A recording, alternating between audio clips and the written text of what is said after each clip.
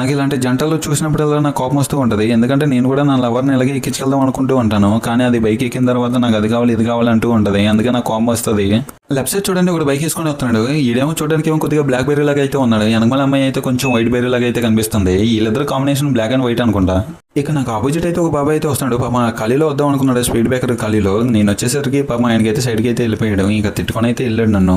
ఇక్కడ auto cross అయిపోయి రైట్కి అయితే వెళ్ళిపోదాం అనుకున్నాను. కానీ సడన్ గా అక్కడ 800 అయితే వచ్చేసింది. ఆ 800 బాబాయ్ కూడా నన్ను బాగా తిట్టుకున్నాడు. ఈ రోజు ఏంటో బాబాని తిట్టుకునే వాళ్ళు ఎక్కువైపోయారు.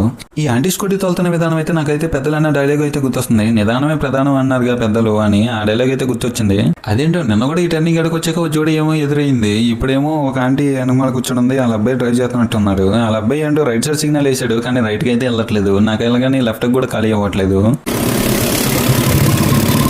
ఈ అన్న చూడండి, స్కూటీ ఎక్స్ట్రా ఎత్తుంటే ఎంత సౌండ్ వస్తుందో. ఏమీ లేదు, సైలెన్సర్ కొంచెం లూజ్ గా ఉంది. ఆయన లూజ్ గా ఉందని తాడు కట్టుకుని ఎలా తీసుకుని వెళ్తాడు చూడండి. సో ఫైనల్లీ మన వీడియో నచ్చండి అయితే ఒక like and share and subscribe అయితే చేసుకోండి. ఓకే మరి ఉంటా మరి, బాయ్.